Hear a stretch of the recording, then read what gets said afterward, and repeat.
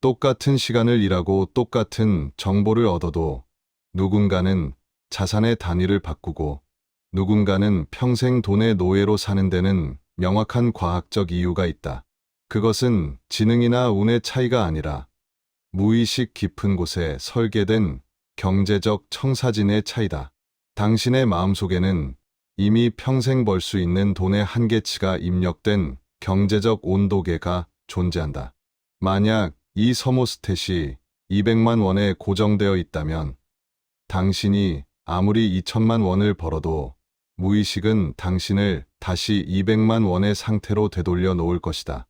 로또 당첨자들이 몇 년 만에 다시 빈털터리가 되는 이유는 외적인 환경만 갑자기 뜨거워졌을 뿐 내면의 온도는 여전히 가난에 맞춰져 있기 때문이다. 반대로 자수성가한 부자들은 모든 것을 잃어도 금방 다시 일어선다. 그들의 경제적 온도는 이미 수십억 달러에 고정되어 있으며 무의식은 그 온도에 도달하기 위해 모든 수단을 동원하기 때문이다. 부자가 된다는 것은 단순히 돈을 많이 버는 행위가 아니라 당신 내면의 서모스탯, 즉 경제적 청사진의 설정값을 영구적으로 올리는 작업이다. 오늘 이 통찰이 당신의 경제적 청사진을 다시 그리는 전환점이 되길 바란다. 지금 당신의 경제적 온도를 바꾸기로 결심했다면 구독과 좋아요로 인사이트 박스의 여정에 동참하라. 당신의 무의식이 불을 끌어당기는 자석으로 변하기 시작할 것이다. 눈앞에 사과나무 한 그루가 있다고 가정해보자. 이 나무에는 사과라는 열매가 열려 있다. 사람들은 이 열매를 보고 결과라고 부른다. 그런데 열매가 너무 작거나 맛이 없거나 숫자가 부족하다면 우리는 무엇을 하는가? 대부분의 사람은 열매 자체에 집중한다. 더 좋은 비료를 열매에 뿌리거나 열매의 껍질을 닦으며 다음번에는 더 크고 맛있는 열매가 열리기를 기도한다. 하지만 이것은 완전히 잘못된 접근이다. 열매를 만드는 것은 열매가 아니다. 그 열매를 만들어낸 것은 땅 속에 박혀있는 뿌리다. 우리 삶의 경제적인 결과물도 이와 정확히 일치한다. 당신의 통장 잔고, 당신의 자산 규모, 당신의 소비 습관은 모두 나무에 열린 열매에 불과하다.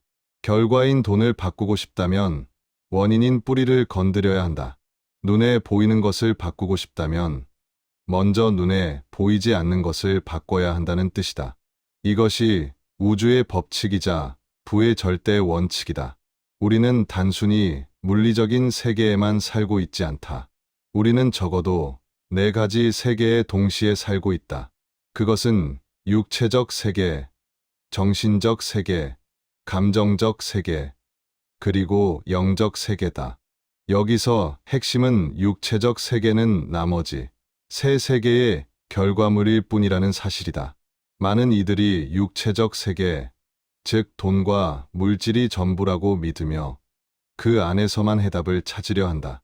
하지만 정신과 감정, 영적인 뿌리가 병들어 있는데 물리적인 열매가 건강할 수는 없다. 돈 문제는 돈의 문제가 아니다.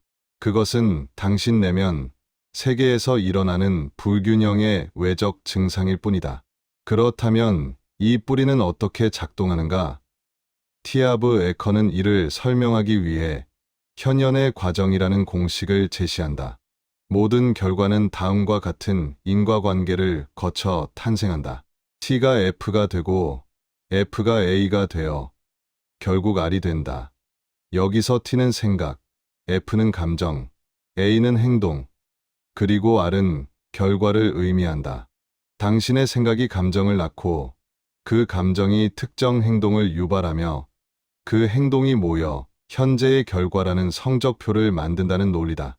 부자가 되고 싶어 하는 수많은 사람이 실패하는 지점이 바로 여기다.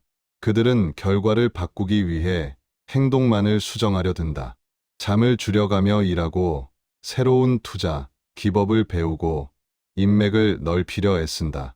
하지만 근본적인 생각과 감정의 뿌리가 바뀌지 않은 상태에서의 행동은 일시적인 변화일 뿐이다. 당신의 생각은 어디에서 오는가? 그것은 과거의 경험과 주변 환경에 의해 형성된 프로그래밍에서 기인한다. 컴퓨터에 잘못된 소프트웨어가 깔려 있다면 아무리 좋은 마우스와 키보드를 연결해도 원하는 결과값을 얻을 수 없다. 마찬가지로 당신의 잠재의식 속에 돈은 나쁜 것이다. 부자는 탐욕스럽다. 나는 큰 돈을 다룰 자격이 없다라는 코드가 입력되어 있다면 당신의 뇌는 무의식적으로 돈을 밀어내는 선택만을 반복하게 된다. 이것을 경제적 청사진이라고 부른다. 경제적 청사진은 마치 건물의 설계도와 같다. 설계도가 10평짜리 원룸으로 그려져 있는데 100평짜리 펜트하우스가 지어지길 기대하는 것은 불가능하다. 설령 운 좋게 수백 평 규모의 자재가 들어온다 해도 인부들은 설계도에 맞춰 공간을 좁히고 나머지는 버릴 것이다. 로또 당첨자들이 몇 년 만에 원래의 가난으로 복귀하는 메커니즘이 바로 이것이다. 그들의 내면 설계도는 여전히 서민에 맞춰져 있고 감당할 수 없는 자산이 들어오면 무의식은 비상벨을 울린다. 그리고 기어코 그 돈을 다 써버리거나 사기를 당하게 만들어 익숙하고 편안한 가난의 온도로 되돌려 놓는다. 반대로 자수성가한 부자들은 모든 자산을 잃어도 금방 다시 일어선다. 도널드 트럼프가 수십억 달러의 빚을 졌을 때도 그는 결코 자신을 실패자로 정의하지 않았다. 그의 경제적 서모스탯은 항상 억만장자에 고정되어 있었기 때문이다. 외부 기온이 아무리 영하로 떨어져도 실내 온도계가 25도에 설정되어 있다면 보일러는 미친 듯이 돌아가 온도를 높인다. 부자들의 뇌는 바로 이 성공의 온도를 유지하는 강력한 엔진을 가지고 있다. 이제 냉정하게 당신의 현재를 돌아보라. 당신의 통장에 찍힌 잔고는 우연이 아니다. 당신의 무의식이 한치의 오차도 없이 설계한 결과다. 당신이 아무리 의식적으로 나는 부자가 되고 싶다고 외쳐도 잠재의식의 뿌리가 돈은 위험해라고 속삭이고 있다면 당신은 결코 부자가 될 수 없다.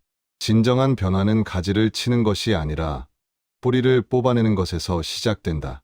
당신의 인생을 지배하고 있는 이 보이지 않는 청사진을 발견하고 수정하지 않는 한 당신의 노력은 밑 빠진 독에 물 붓기가 될 것이다. 파트 1에서 우리는 현연의 과정을 통해 생각이 결과를 만든다는 사실을 확인했다. 그렇다면 여기서 가장 본질적인 질문을 던져야 한다. 당신의 그 생각은 대체 어디서 온 것인가? 왜 당신은 돈을 기회로 보지 못하고 두려움으로 보는가?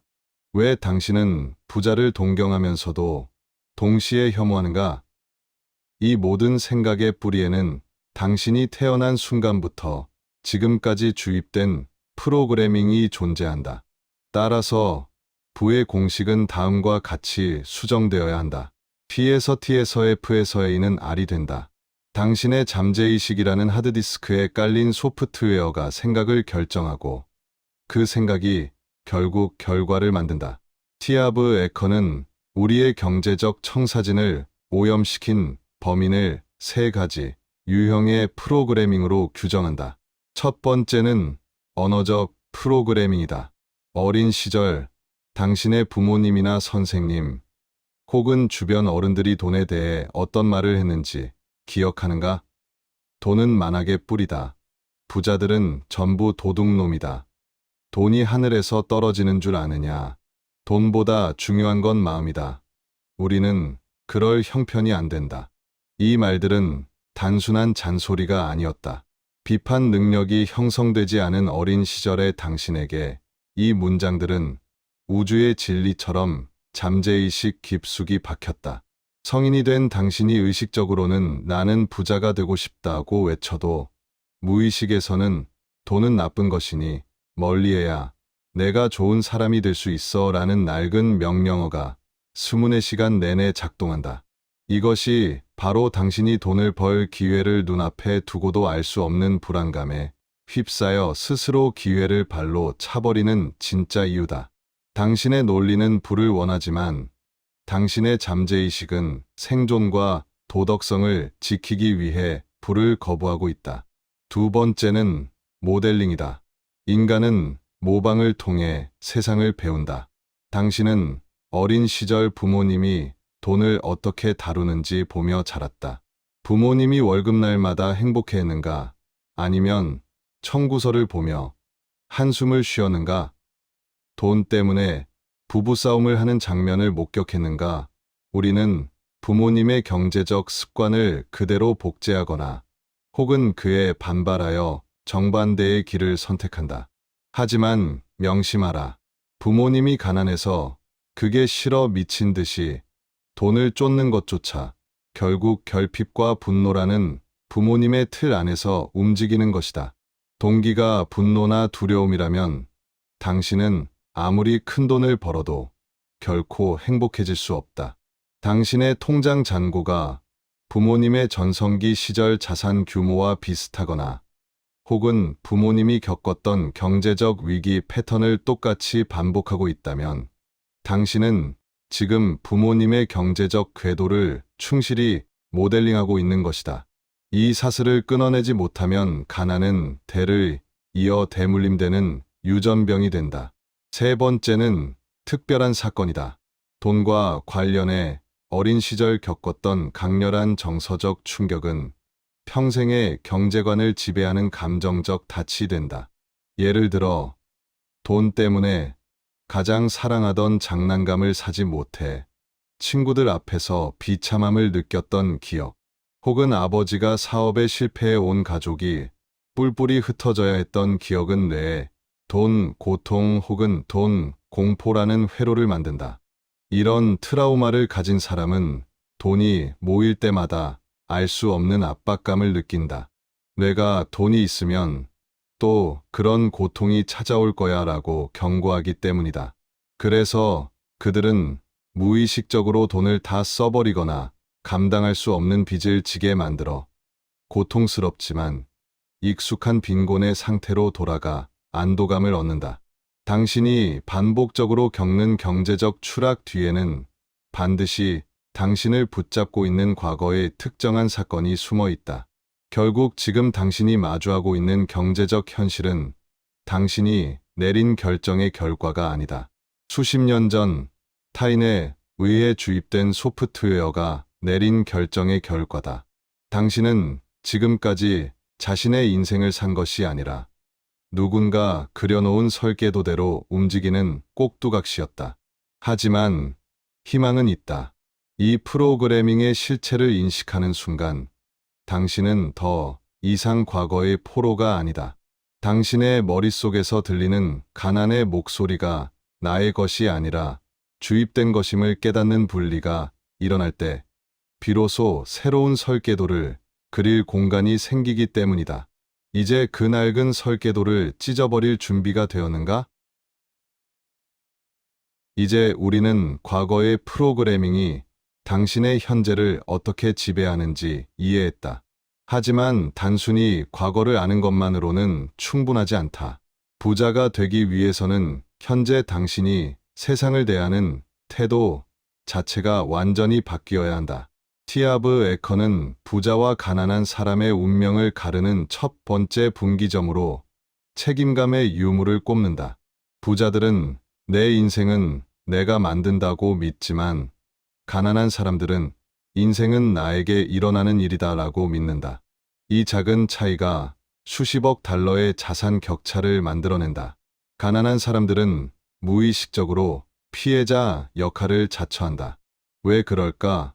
피해자가 되면 주변의 관심을 받을 수 있고 자신의 실패에 대한 면죄부를 얻을 수 있기 때문이다. 하지만 명심하라. 세상에 부유한 피해자란 존재하지 않는다. 당신이 누군가를 탓하고 정당화하고 불평하는 순간 당신은 부의 에너지를 스스로 차단하는 것이다. 가난한 사람들이 피해자 역할을 할 때 나타나는 세 가지 징후를 냉정하게 분석해보라. 첫째는 비난이다. 그들은 경기가 안 좋아서, 정부가 무능해서, 부모가 가난해서, 혹은 상사가 나빠서 돈을 못 번다고 말한다. 하지만 그 비난의 손가락 중 세 개는 항상 자신을 향하고 있다는 사실을 그들은 외면한다. 둘째는 합리화다. 그들은 돈이 인생의 전부는 아니다라거나 돈보다 마음이 중요하다고 말한다. 이것은 전형적인 자기기만이다. 당신이 만약 배우자에게 당신은 내 인생에서 그렇게 중요하지 않아라고 말한다면 그 배우자가 당신 곁에 남아있겠는가? 돈도 마찬가지다. 중요하게 생각하지 않는 대상은 절대로 당신 곁에 머물지 않는다. 셋째는 불평이다. 불평은 당신의 인생에 쓰레기를 끌어당기는 자석과 같다. 당신이 불평하는 것에 집중할수록 우주는 당신에게 더 많은 불평거리를 던져준다. 이제 선택하라. 피해자가 될 것인가? 아니면 부자가 될 것인가? 두 가지를 동시에 할 수는 없다. 부자와 가난한 자를 가르는 또 다른 차이는 돈이라는 게임에 임하는 전략이다. 가난한 사람들의 목표는 지지는 않는 것이다. 그들은 오직 생존과 안전만을 목적으로 게임에 참여한다. 공격수가 점수를 낼 생각은 하지 않고 골대 앞만 지키고 있다면 그 경기에서 이길 확률은 제로에 가깝다. 그들은 겨우 청구서를 맞고 입에 풀칠하는 수준의 돈만을 목표로 삼는다.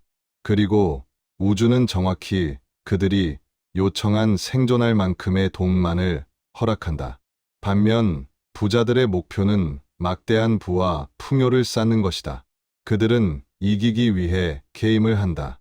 당신의 목표가 안락함이라면 당신은 결코 부자가 될 수 없지만 당신의 목표가 부자가 되는 것이라면 당신은 결국 엄청나게 안락해질 것이다. 여기서 우리는 그릇의 크기라는 개념을 마주하게 된다. 많은 사람이 로또 당첨과 같은 요행을 바라지만 정작 큰 돈을 담을 수 있는 내면의 그릇은 종이컵 수준에 머물러 있다. 티아브 에커는 문제의 크기가 중요한 것이 아니라 당신의 크기가 중요하다고 강조한다. 만약 당신이 레벨 2의 인간인데 레벨 5의 문제가 닥친다면 그것은 재앙처럼 느껴질 것이다. 하지만 당신이 스스로를 단련해 레벨 10의 인간이 된다면 레벨 5의 문제는 아무것도 아닌 일이 된다. 부자들은 문제보다 크다. 그들은 장애물을 만났을 때 멈추는 것이 아니라 그 문제를 해결할 수 있는 더 큰 사람이 되는 것에 집중한다. 가난한 사람들은 문제를 피하거나 불평하는데 에너지를 쏟지만 부자들은 그 에너지를 해결책을 찾고 시스템을 만드는 데 사용한다. 당신이 부자가 되지 못한 진짜 이유는 당신의 가치를 세상에 알리는 홍보를 두려워하기 때문이다. 가난한 사람들은 자신과 자신의 상품을 알리는 것을 천박하거나 뻔뻔하다고 생각한다.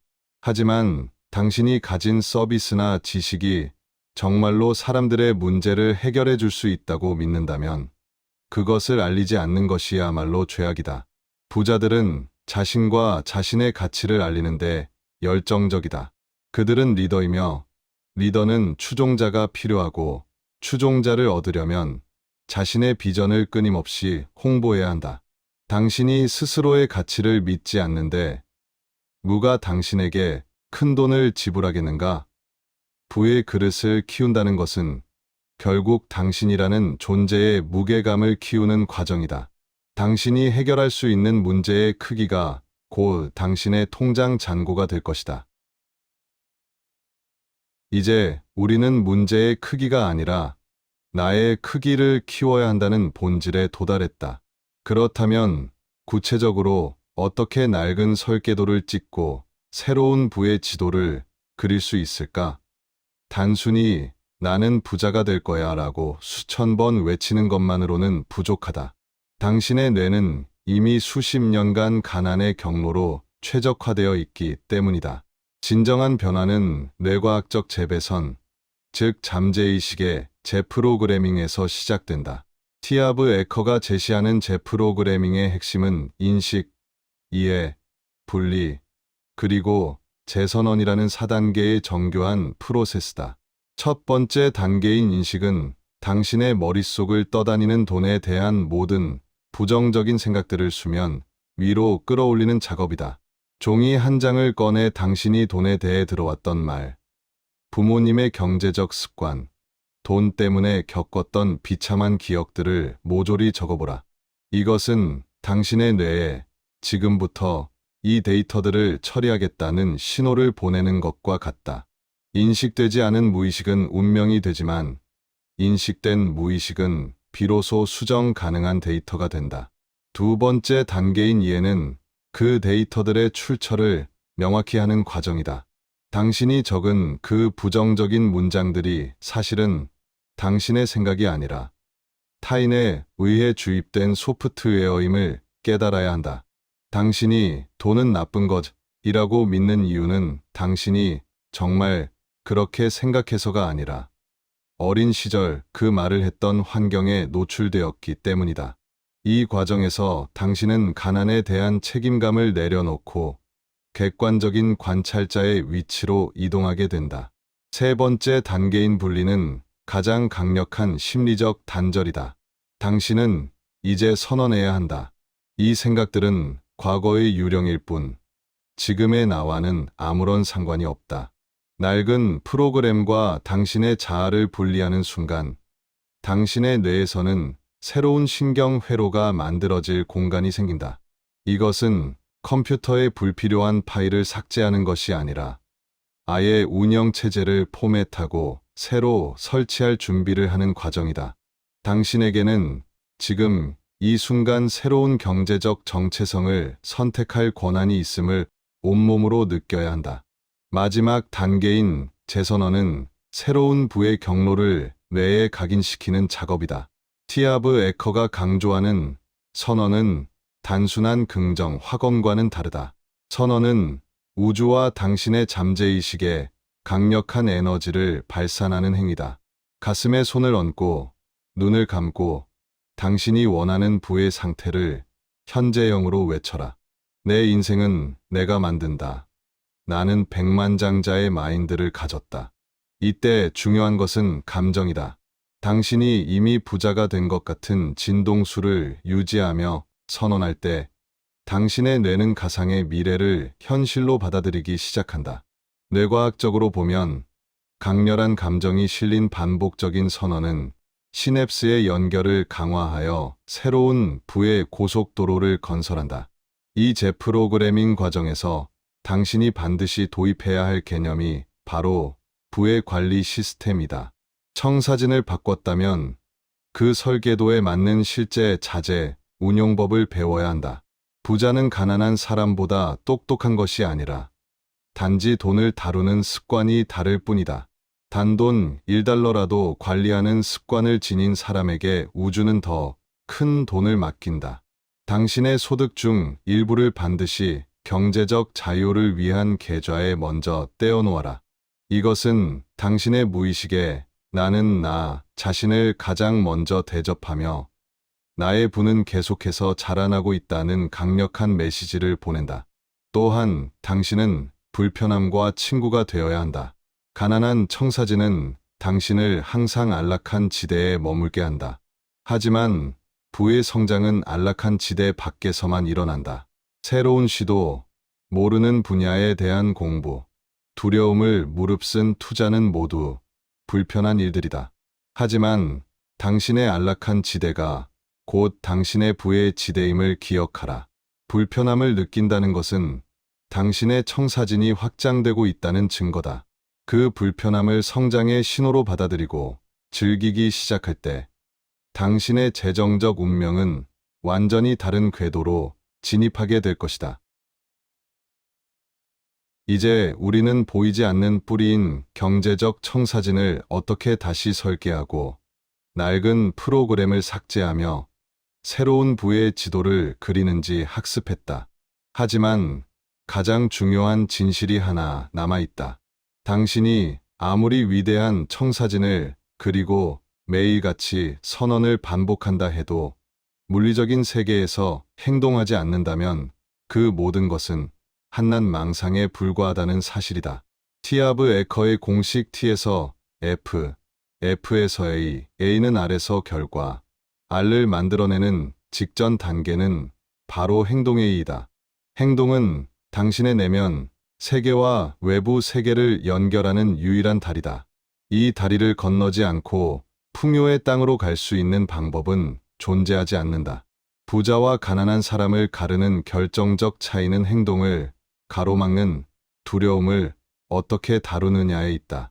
많은 사람이 착각하는 것이 하나 있다. 부자들은 두려움이 없을 것이라는 생각이다. 하지만 부자들도 두려움을 느낀다. 그들도 확신이 없고 실패할까봐 걱정하며 주변의 시선을 의식한다. 차이점은 가난한 사람은 두려움이 자신을 멈추게 허용하지만 부자는 두려움에도 불구하고 행동한다는 점이다. 당신의 성공은 당신이 느끼는 두려움의 크기가 아니라 그 두려움을 안고도 앞으로 나아가는 용기에 의해 결정된다. 만약 당신이 쉬운 일만 하려고 한다면 당신의 인생은 결코 쉬워지지 않을 것이다. 하지만 당신이 어려운 일을 기꺼이 해내려 한다면 당신의 인생은 비로소 쉬워지기 시작할 것이다. 성공은 하나의 기술이며 기술은 훈련을 통해 습득된다. 당신이 지금 부유하지 못한 것은 당신이 무능해서가 아니라 단지 부자가 되는 기술을 아직 배우지 못했기 때문이다. 부자들은 끊임없이 배우고 성장하지만 가난한 사람들은 자신이 이미 모든 것을 안다고 생각한다. 알고 있다는 말은 오직 당신의 통장 잔고와 삶의 질로만 증명될 수 있다. 당신의 결과가 바뀌지 않았다면 당신은 사실 아무것도 모르는 것이다. 매일 책을 읽고 세미나에 참석하고 성공한 사람들의 곁에 머물며 당신의 그릇을 키워라. 당신의 존재 자체가 커지면 당신이 해결할 수 있는 문제의 수준이 높아지고 세상은 그에 상응하는 막대한 대가를 당신에게 지불하게 될 것이다. 이제 당신의 잠재의식에 마지막 쐐기를 박아야 할 때다. 당신의 습관이 곧 당신의 운명이다. 오늘 당장 단돈 1,000원이라도 경제적 자유 계좌에 입금하는 작은 행동부터 시작하라.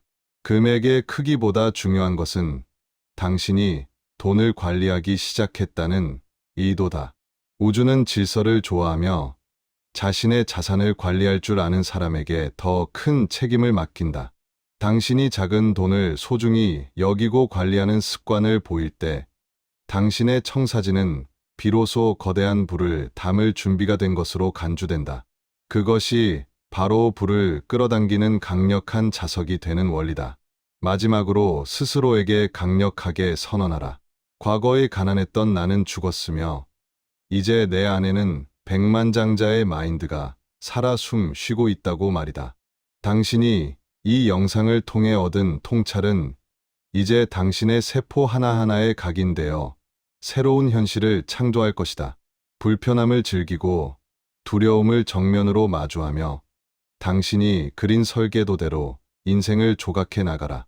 당신의 소득은 당신이 기대하는 만큼 그리고 당신이 행동하는 만큼 자라날 것이다. 당신은 이미 부자가 될 모든 씨앗을 내면에 품고 있다. 이제 그 씨앗에 행동이라는 물을 주어 거대한 숲을 이룰 시간이다. 당신의 위대한 여정은 지금 이 순간 당신의 첫 번째 행동으로부터 시작된다. 오늘 이 통찰이 당신의 내면에 어떤 파장을 일으켰는지 궁금하다. 만약 당신이 오늘부터 경제적 청사진을 2천만 원, 아니 그 이상의 온도로 고정하기로 결심했다면 지금 바로 그 결심을 댓글로 선언해보라. 뇌과학적으로 당신의 생각을 글로 남기는 행위는 잠재의식에 새로운 설계도를 새기는 가장 강력한 첫 번째 행동이 된다. 인사이트박스는 당신의 무의식이 불을 끌어당기는 강력한 자석으로 완전히 변할 때까지 더 날카롭고 깊은 통찰로 함께하겠다. 당신의 변화를 지지하고 이 여정에 동참하고 싶다면 구독과 좋아요로 그 의지를 증명하라. 우리는 다음 영상에서 당신의 바뀐 경제적 온도에 걸맞은 더 높은 수준의 통찰로 다시 만날 것이다.